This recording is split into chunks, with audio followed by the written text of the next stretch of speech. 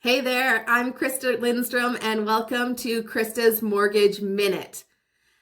I actually shouldn't be smiling right now. It's in my nature to smile. But today I'm going to talk about rent to own contracts and how my client lost $27,000. $27,000 gone.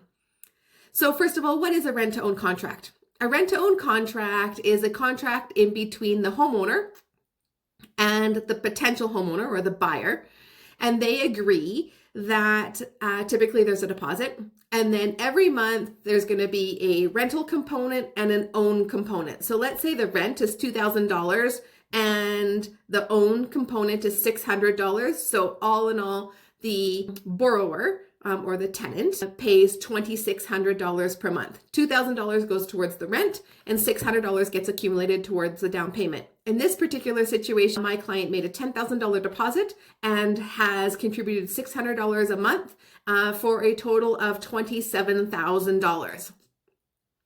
So now the term of the contract is over. My client is supposed to now purchase the home and they can't.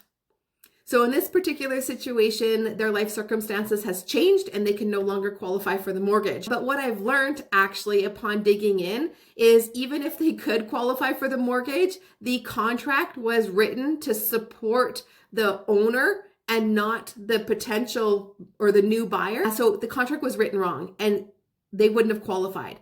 So let me be really clear here. I don't support anybody going into rent to own. Rent to own, in my 20 years of mortgage brokering, I have not seen one rent to own contract fund successfully. They typically always support the homeowner and the tenant typically ends up getting screwed. This one I'm talking about because it's a particularly large loss. So let me share with you why or how a rent to own contract needs to be written in order for the tenant to successfully purchase the home.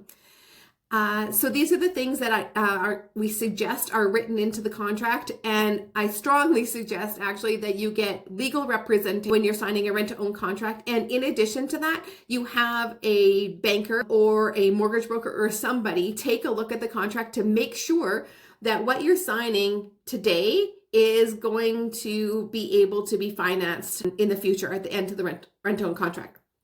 So number one thing that needs to be inside of rent-to-own contract is the accumulation of the down payment. So in this case, the $10,000 deposit plus the $600 per month needs to be accumulated in a trust account.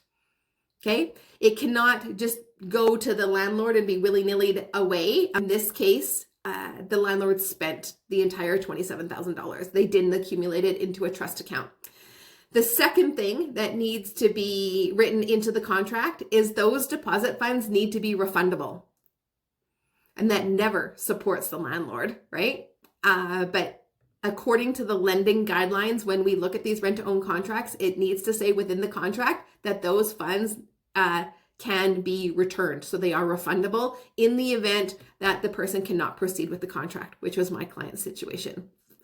And the third thing that the contract must say is there has to be a market rents appraisal. So when you enter into the contract, there needs to be an appraisal done.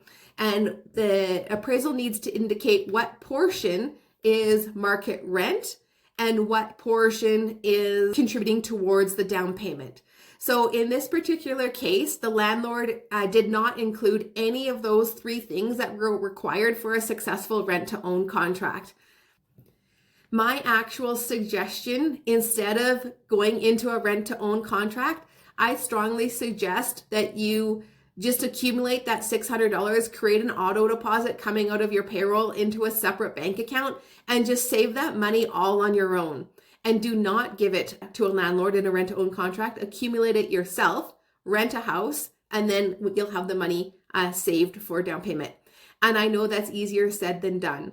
But in this particular situation, my client would have been in a much better situation if they would have accumulated the down payment themselves instead of giving it to the homeowner, because now they're $27,000 short and are going to struggle in order to be able to purchase a home. And they're also being evicted from the house that they were going to buy. So not a great situation. There's a learning opportunity here.